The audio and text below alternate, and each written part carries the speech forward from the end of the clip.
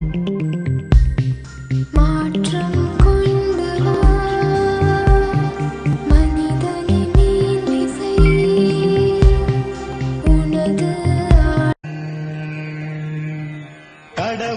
உலகத்தை படைச்சார்,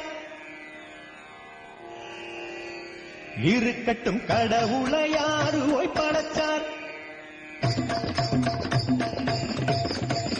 கடவுள் உலகத்தை படைச்சார், இருக்கட்டும் கடவுளை யாரு போய் படைச்சார்?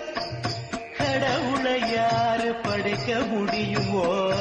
அவ சுயம்பு தானா உண்டானவா தான் தோன்றி, கண்காணாவும் கடவுள் தான் தோன்றி ஆகிறப்போ கண் கண்ட பேரண்டம் தான் தோன்றி ஆகாதோ? கடவுள் உலகத்தை படைச்சார், இருக்கட்டும் கடவுளை யாரு போய் படைச்சார்?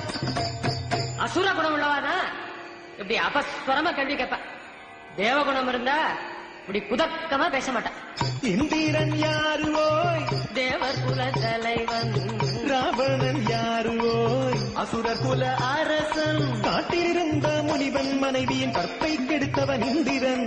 கவர்ந்து சென்ற மாற்றான் மனைவியை கற்போடு விட்டவன் ராவணன். இப்போ சொல்லும் குணத்தில் உயர்ந்தவன் யார்?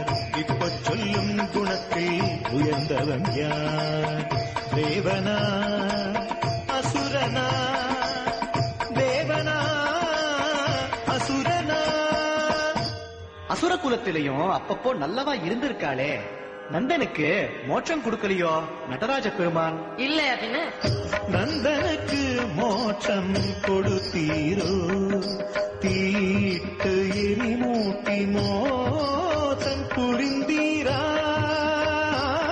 மோட்சம் தந்தது முற்றிலும் உண்மை என்றால் அவன் சந்ததி எல்லாம் சந்நிதி இழந்து சந்தீரே நின்றார். மனுஷாளா இருந்தா மடியா இருக்கணுமோ இல்லையோ? தீட்டுன்னு பெரியவா தெரியாமலா சொன்னா? தீட்டண்ணையா தீட்டு? குடிக்கிற தண்ணிய தொடப்படாது, குளத்திலையும் கால் படப்படாது. குடிக்கிற தண்ணிய தொடப்படாது, குளத்திலையும் கால் படப்படாது. எப்படியா வரும் சுத்தம் உங்க மேலதான் குத்தம்? எப்படியா வரும் சுத்தம் உங்க மேலதான் குத்தம்? குளிக்காத பசுவை கும்பிடுறீங்க, அத குளிப்பாட்டு மனுஷன ஏனையா கொல்றீங்க.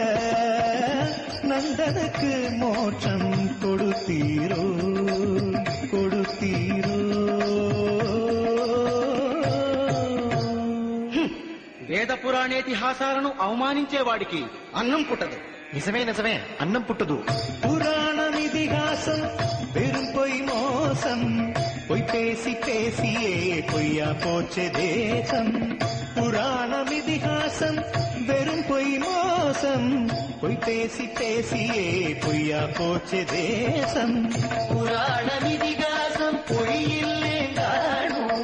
அப்படி அங்கானும் ஆதாரம் கூறும். அணிமுதுகில் ஸ்ரீராமர் போட்ட கொண்டு மூணும் அப்படியே இருக்குது ஓய் அழியலையே பாரும். ஓஹோ, முதுகத் தொட்டதும் 3 கோடு விழுந்துருச்சோ? ஏங்கானோ? முதுகத் தொட்டதும் 3 கோடு விழுந்துருச்சோ? சீதையின் முதுகில் கோடுகள் இல்லையா?